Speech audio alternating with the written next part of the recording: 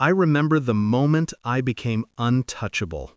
They thought I was weak. That night, when they shoved me out of the only home I'd ever known, I didn't scream. I didn't beg. I simply walked, heels clicking against the cold driveway under the indifferent glare of the streetlights. My suitcase felt light, my resolve heavy. By morning, I was back where I belonged, my grandfather's mansion. The doors loomed like silent witnesses. I had no family here, no voices to manipulate me, no whispers of entitlement to distract me. Just walls, inherited wealth, and a plan I had been stitching together long before they realized I had the power to act. I remember him, Grandpa. The way he smiled at me over tea, the corners of his eyes crinkling as if he knew secrets he'd never tell. He was the only one who saw me, really saw me. And when he died, tragically, too quickly, too quietly, I inherited more than money. I inherited the right to decide who survived in this world and who didn't. I should have felt loss. Instead, I felt clarity. My family? They arrived the next day, all bravado and sharp suits, ready to evict me from what they assumed was a temporary playground of grief. I watched them from the balcony, their faces twisted in anticipation, and I felt nothing but calm. Calm and strategy. I didn't rush. I let them think I was vulnerable, let them smirk. I had already anticipated every word, every gesture, every smug, entitled move. They approached the front doors, confident. Then they froze. And that pause, that split second of hesitation, was everything. Beside me, in the grand hallway, stood Elijah, my grandfather's old confidant, my secret ally, the man they'd all underestimated. I could see the confusion in their eyes, the subtle recognition that shifted to dread. They knew him, or at least they thought they did.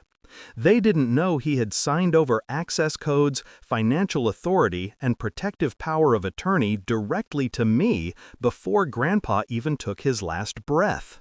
Their mouths opened. No words came out. "Don't move," I said. My voice was calm, collected, lethal in its quiet. "You're in my home now, and you've already lost." Flashbacks hit me then. Christmas dinners where I smiled while they whispered about my future debts. Birthdays where they praised me only when Grandpa wasn't around. Every subtle slight, every greedy glance, it all culminated in this moment. And I had waited. I had planned. I watched the flash of fear cross my sister's face, the twitch in my brother's jaw, the desperation in my mother's eyes. They had thought my inheritance was theirs for the taking. They had underestimated my silence, my patience, and my mind. The plan had been meticulous. I had lawyers on standby, contracts rewritten, bank accounts frozen.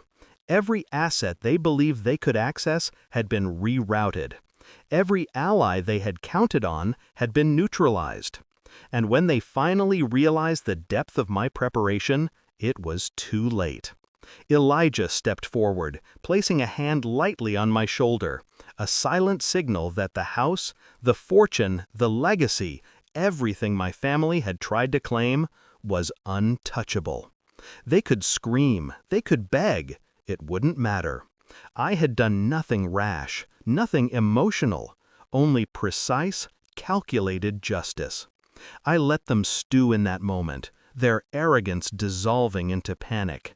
I let the weight of betrayal settle fully on their shoulders before I spoke again. "You wanted it," I said. "You demanded it. You pushed me out, and now you're out." They stumbled backward, uncertain, unmoored. For the first time, they understood what I had known all along. I was not the child to be dismissed, the heir to be stolen from, the pawn in their petty games. I was the final player, and I always control the board.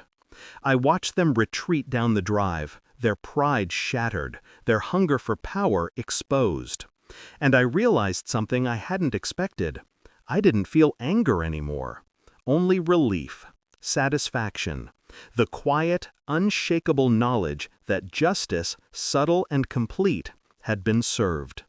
I turned back to the mansion, to the silence, to the vast fortune and legacy that was mine alone. And in that silence, I allowed myself a small, private smile. They had underestimated me. I had outplayed them.